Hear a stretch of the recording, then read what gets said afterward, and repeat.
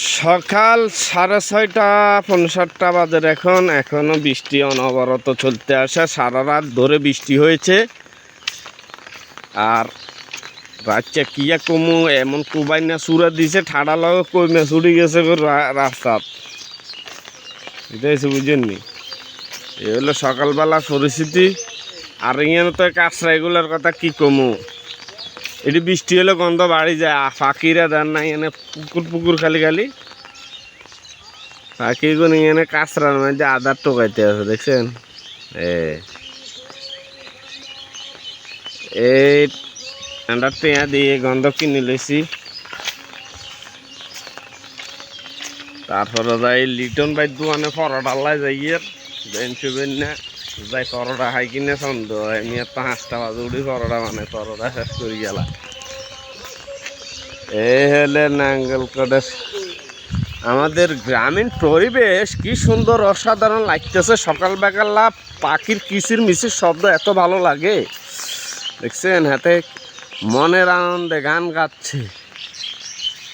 এইদিকে দিলে না পোকা সারি আসছে, হেনা হুড়ি হেনা তো হচ্ছে হেনার ভিতরে দিয়ে উঠে দিয়ে কিন্তু গাছ একটা উঠে, দেখছেন নি? বট গাছের মতো হয়ে গেছে ব্রিজ অব্দি। আগে এই জায়গা দিয়ে কত সুন্দর স্রোত যেত। এই দিঘির হানি এদি যাই রেলগেট দি ক্লিয়ার রোডে এদি যাইতো গই পানিগুলা। আর এখন জায়গা জায়গা বন্ধ করে দি, পানি যায় না। জায়গার পানি জায়গা বৃষ্টি করতে রইলে পানি পুরা দেখে যে, দেখছেন নি?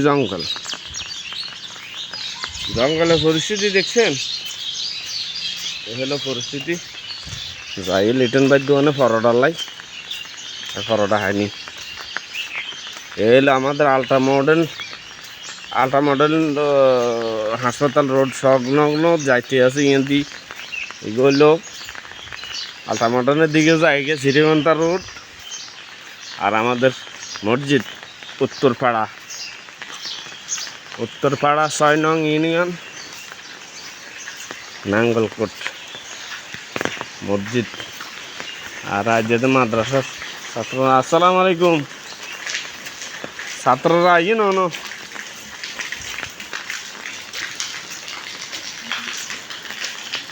এলা অবস্থা। আর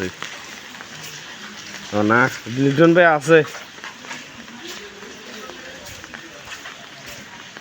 ঝড় তুফান যতই হোক পরোটা বানাই বন্ধ হইতো না। নুনবী ভাই দেখছেন কি বলে শাখা পরোটা সেকতে আছে। লিটন ভাই দোকানে চলিলাম আরো 10 গে পরোটা দেন, 10 গে। আসসালামু আলাইকুম।